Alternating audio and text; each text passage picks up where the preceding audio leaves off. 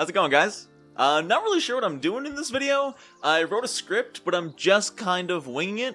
I'm going for something a lot more chill and laid back, and even more off the cuff than I'm used to. Like, even my other videos, which I claim are off the cuff, are are still like 60% scripted, whereas this one, again, I have a script right here that I just spent an hour writing, and for some reason I am purposefully ignoring it. So that's fun. But what I'm doing today is a super overly chill top 10 video, because YouTube loves top 10s, so let me know if you love top 10s. I mean, you won't have to say anything, I'll know if I see the views, and if I see this gets like 40 views, I'll be like, oh, they don't like top 10s. But maybe you do, and I figured what would be a fun, chill way to start than my personal top 10 tips to prepare for GMing a session. Now, these will range from anything from writing the campaign to the right before the campaign, or maybe even a few days before, or some even affect during the campaign, you know? It's such a chill top 10. Even when I was writing it, I'm like, there's not a whole lot of rhyme or reason to these tips. They're just stuff I use and I do, and I wanted to share them with you. Now, a few things I'm going to say, because in a top 10 video you're pretty much obligated to say this, is that none of these are like factual, this is how you do it. Also, some of these tips might not work for you. If they don't work for you, no problem. If they do work for you, awesome. Glad I could help. Glad if you does work for you, I'm saying words. But these are just my personal ideas, personal things, rituals, stuff I do to keep myself sane, having fun, and in a great mood to play some tabletop role-playing. I only said it like that because I forgot what I was going to say for a second before I said it. Alright, enough babbling, let's just go on. Number 10. Tip number 10 is something I do occasionally, but not super often, and I really need to do it more. It's just write a recap of the adventure thus far. Now, it doesn't need to be, don't write a 200-page script, but, maybe write out some bullet points, or especially write out what happened in the last 2 sessions. You might be surprised how much you forget when you're just thinking of something, so if you just write it out like an order of chronological events, just in a notepad or something on your computer, you might be amazed at what you remember. Maybe you forgot that there was a bar fight randomly in the tavern, and the fighter knocked some random guy out, and that was the end of it, and then you left, and the party continued on with the main quest. Well, you could just leave that there, but maybe when you rewrote your synopsis, you're like, well, maybe that guy's upset. And then you can get creative with that. Maybe the guy he knocked out actually has some connections to some nobles and some higher-ups, and they want to drive the fighter out of the city. They're done with them. He is offended, he's been wronged by them, and suddenly the party's randomly getting assaulted by vagrants and ruffians and rogues, and they need to figure out why. They have no idea why they're being pulled into back alleys and assaulted and attacked and junk, and maybe the party needs to figure out what's going on, and suddenly, once it all comes back around, they might go, oh, it's 'cause you punched that guy in the face! And the fighter goes, I did do that, didn't I? And it adds more. It adds a nice little side quest to the whole encounter, the whole experience, and your players feel like they have an actual impact in the world. Something like that helps it, the fighter had an impact on this town or city and had people be sent after him. It's a really cool immersive thing. That's going to be sort of a reoccurring theme, and like half these tips is immersion, because I highly value immersion. Number 9. Think about what you would want to see in the campaign. This one, again, some of these seem obvious. It's just things that I go through these checklists sometimes when I'm struggling to write or prepare for a campaign. Think about what you would want to see if you were a player. It's really easy to get cemented into that, I'm the game master, I control the world, I need to think about what they would want to see. But it's really easy to be clouded and blinded by that thought process, and if you put yourself in the shoes of a player in your own campaign, it's a lot easier to think, what would I want to see? Because when you're looking at it as a GM, it's almost like looking down over the entire globe of the world, looking at it from a distance. Whereas if you zoom into a player perspective, you see the city they're in, or the country they're in, or maybe just the dungeon they happen to be in. What would they want to see in the next session or two? And you can really start putting some cool puzzle pieces together then. Sometimes it's very difficult as a GM to focus on a single location when you have the entire world in mind. And that's why it's a good idea, shift your perspective. Don't be afraid to think outside the box on the other side of the table, because that's where the players sit, because the GM sits on one end behind a screen, and this is a metaphor that I'm gonna stop. Number 8. This might be one of my favorite tips on this list, and it's my favorite way to drive a campaign forward. Especially, this is just my personal style of running a campaign. I'll usually make a shell of a plot and let the players fill it out and really drive their own way.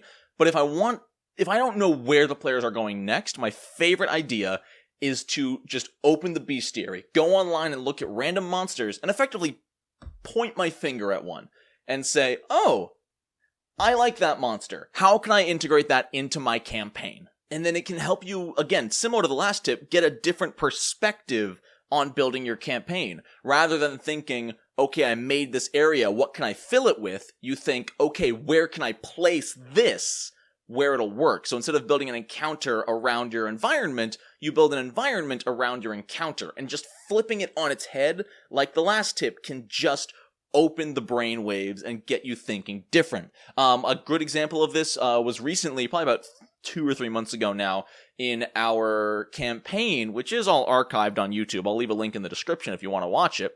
It's our Sands of Qadira campaign. It's completely homebrewed, Pathfinder 2e, but I knew my players were currently on their way to crossing the border from Qadira to Taldor. And I didn't know exactly what I wanted them to encounter in the near future, so I was just scrolling randomly through the Game Mastery guide, just looking at stuff, and I stumbled upon the pirates in the NPC section, and I'm like, ooh, oh, that's a cool NPC. Oh, I like these guys. But I have a problem. My characters are all inland in this campaign, and there's no reason to go out to the ocean. But I looked a little closer and I figured out that in order to get from Qadira to Taldor, they need to cross this quarter-mile long bridge over a rushing river. So I'm like, ooh, I got this. And so I had the pirates effectively come in, take out the people guarding the bridge, take out the few guards around the bridge, and they set up an ambush right in the middle of the bridge. So my players, not seeking traps, set off the ambush, got surrounded by these pirates, and I proceeded to roll like garbage, and it was the easiest fight in the campaign. It was sad. It was a slaughter. But it was still cool. It was this cool setup. They had nowhere to run. They were flanked on both sides. There was a hole in the middle of the bridge. It was a ton of fun, and it was all just because I wanted to use pirates, so I built the encounter around the pirates. Number 7. Talk to your players one-on-one. This one's super simple. Take them aside. Doesn't even have to be during a session, If you text them one day, just ask them, hey, I'm just curious, what would you like to see in the campaign? What is something that you think you would like to see, both as a player and as a character? Find out more about the more you know about your players' characters, the more you can play with them, the more you can work with them and make them integral to the plot. Because nothing is as engaging and immersive as your players being the main characters of the story. Now, you don't have to be like, oh, you were all descendants of the true Dragon King, and thus you are destined to save the world! Now, nothing necessarily as dramatic as that, but, find out more about them, find out about their family, find out about their friends, and integrate those NPCs back into the campaign somehow. Maybe a family member has been kidnapped, and they have a reason to go there, and they need to convince the party, and you can find ways for everyone to get involved. Or even better, and one of my personal favorites, is player GM secrets. Something that the player knows, and the character knows, and the GM knows, but the rest of the party doesn't. Not even the other players. I know some tables have no problem with out-of-character sharing secrets, like, oh yeah, by the way, I'm secretly a vampire, but no one really knows, so that's okay. And everyone's like, oh, that's cool. And then they just continue to play. But what's really cool, and the thing I like to do, is especially before the campaign's even begun, talk to the player, and the player tells, me, the GM, by the way, I'm secretly a vampire, but I don't want anyone to know yet. And I'm like, cool, I can play with that, and then maybe as they, it starts with them trapped in a dungeon, and then at the end of the second or third session, maybe they finally escape from this prison of a dungeon, but it's beaming sunlight, and, I say, so Greg, you followed the group out, But everyone, you kind of notice Greg recoiling backwards, like almost attacked by the sunlight. And then there's this slow, like, what? What is going on? We all feel, son, are you a vampire? And then Greg's like, guilty. And you have this cool build-up where you can even play around it and tease it throughout the few sessions. And then when it finally comes out, some players are like, I called it, I knew it, yes. And other people are like, Greg's a vampire! What?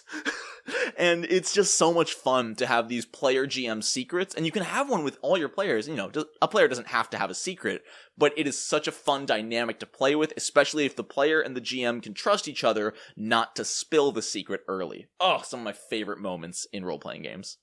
Number 6. Okay, this one's gonna sound easy, and it's because it is easy, but everyone forgets to do it, and I don't know. I forget to do it. I don't know why everyone forgets. I forget to do it. My friends forget to do it. I don't know why everyone forgets to do it. Write a list of NPC names. Get about 5 to 10 names, male and female names, for like all the races that you think will appear. If it's just a human campaign, cool. Just human names. If it's a normal campaign, maybe get, 5 to 10 human, dwarf, gnome, halfling, and elf names. Maybe some orc names, maybe some goblin names. And just be prepared, because even if the players know they have to go to the bar to meet with their contact, before they go to the bar, they're gonna stop at the blacksmith, and the potion seller, and the salon, and the orphanage to find out how things are going with the kids. And trust me, the players are gonna want names for all those cute little orphans, including cute little goblin orphan Snicktoe. And oh my word, please write the names down when you introduce them. Even if you didn't have the name written down in the first place, if you come up with a name off the top of your head, something stupid like Snicktoe, write it down immediately. Because your players will leave, and you might think, oh, they're never gonna go back to the orphanage. But then, your cleric is going to be like, I want to get this dolly for the little goblin boy back at the orphanage. And then when they inevitably go back there, you have to be like, what was his name? And then it's really awkward, and then the players make fun of you for not knowing the name. It happens every time. It happens to me constantly. And luckily my players are really good at note-taking, so they always remember the names when I don't. Number 5. Don't write dialogue. Okay, this is a personal preference, and it will not work for everyone. It really depends on how good you are at improvising and making up dialogue on the spot. But it's important to remember that D&D or Pathfinder, RPGs in general, don't have cutscenes. I know you've heard this a million times, so I'm gonna be quick. It's not a video game, The players aren't gonna sit there while someone rambles for 15 minutes. They're going to interrupt, they're going to ask questions, they're gonna crack jokes, and you need to be ready to roll with that in a natural and immersive way. There's that I word again, immersive. Word of the day. But rather than writing out pre-written lines of dialogue to monologue through while your players sit there and listen, write out bullet points, things that have to be mentioned in the conversation, but not in a monologue sense. The example I have here is that if the king is going to invite the players in to talk and ask them to go out and take care of some kobolds, rather than writing out a 2-paragraph monologue for him to talk, and then have him be interrupted as they ask, what color kobolds? How long has this been going on? Can we talk them down? Can we adopt them? What if we make peace with the kobolds? And then have to return, you have to answer their question, and then awkwardly find a point in the monologue to return to and very robotically get back to the original speaking pattern, which is incredibly immersion breaking. Rather than that, make a list of bullet points. Right here I have, thank the players for coming, explain the problem with kobolds, talk about the recent kobold attack, ask the players for their assistance, offer them a reward, give them directions. As long as those 6 things happen, it's been a success, and you can get interrupted. Again, it depends a lot on your ability to talk and improvise and speak as the king in a formal manner while also answering their questions and being able to get back to the point in a natural way. It's very difficult, and it's something that takes a lot of practice. but you can do it. And then personally, I think working with bullet points is a great way to practice that and get better at improvising your dialogue, rather than trying to stick to a set script that you have to be like, okay guys, hold on, I have this written out, and I'll give you your quest, but I just need to let the king speak through his monologue so you guys can all hear the quest. Like, okay, I guess we'll sit here.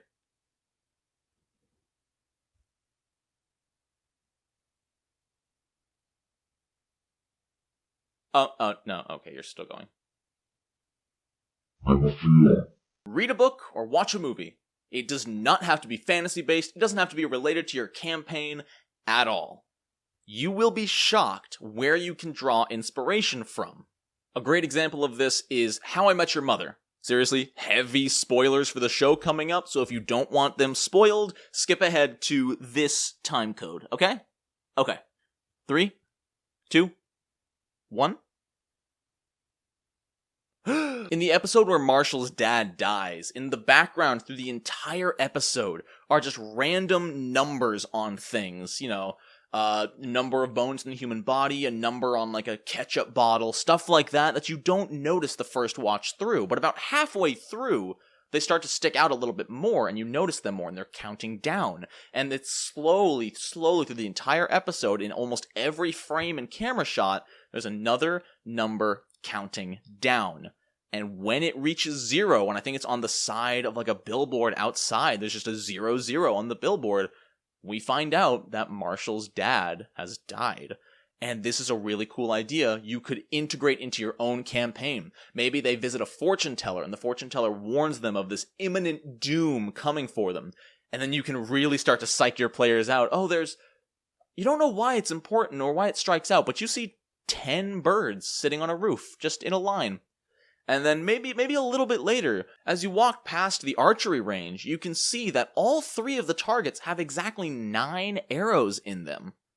And then later, again, you look out the window and you see exactly 8 children playing in the street. And you just slowly count this down. And the entire time, especially if you make it take long, maybe even multiple sessions, your players can just, what's gonna happen when it hits 0? Why is he pointing out every time the number goes down? And it's such a fun idea that you got from watching a sitcom. You can get inspiration everywhere, just keep your eyes and ideas open. Number 3! Oh god, that was awful. This one is pretty simple, and you can do it in about 5 to 10 minutes before your session. Pick one encounter you have planned in the near future, and add an element to it. Something. Make one of the creatures unnaturally big. Add an elevated platform for one of them to start on. Give one of them a wand with a spell in it. Just adding a tiny change to an encounter can drastically improve it and make it more memorable. The worst thing you can do, and I do this way more often than I'd like to admit, is put everyone on a flat surface where everyone just hits each other over and over again until one side is left standing. It can be fun. It's still fun. Combat in TTRPGs is really, really fun in and of itself. But it's very easily forgotten if every fight plays out that way. Start adding elevation, cover. Let's say your party's in a cavern, and there's an owlbear in the final chamber. And rather than just have them run up and hit the owlbear, maybe instead there's a goblin riding the owlbear with a bow, and it uses the owlbear to keep its distance from the party while peppering them with arrows. So now, rather than this party owlbear bonk, now it's the party chasing down the owlbear as it runs around while the guy on top is just firing arrows at the group. It's a lot of fun to mess with the normal formula of gameplay, and it makes encounters much more memorable and engaging, and say it with me, immersive. Number 2! Alright, I'll be honest, this one's gonna sound weird and strange, which are synonyms. Take care of yourself. Especially on the day of your game, eat well, drink a bunch of water, and maybe even get out, exercise, go for a walk or something. You'll be surprised how much energy you'll have when your game comes. I know it's really tempting on game night to do nothing but beer and pizza, but as a GM, and even as a player, honestly, playing an RPG is exhausting. You are playing a character and doing math and playing pretend for 4+ hours straight. And especially as the GM, if you're constantly flip-flopping through voices, that takes energy, that takes immersion, and it takes a toll on your vocal cords. When you have been doing goblin voice for the last 2 hours, your voice is going to start to hurt. Drink plenty of water. Really hydrate up. You will thank yourself when you're 2 hours into the game and you're still raring to go. Every GM has had that game where, you get about an hour or two in and you're already like, oh God, I'm exhausted and there's 3 hours left to go. I still have to voice Snicktoe the Goblin Orphan? Oh God! And you push through. But, everyone can tell when, even if it's not the GM, if someone at the table is not feeling it that night, it gives off an aura. People can tell. Nothing against that person, it's just a thing that happens. And so taking care of yourself can really help you stay in the game, stay engaged, and stay immersed. I promise it's the last time I'm going to say immersed this video, but I'm sorry. But seriously, I mean, classic preachy, like, oh, it's good for your health, oh, it's good for you, you'll feel more motivated, blah, blah, blah. All that aside, do it for the game. You'll thank me. Try it out the day of, and maybe even the day before. Try eating well, taking care of yourself, drink some water, and you'll see it makes a big difference to your gameplay.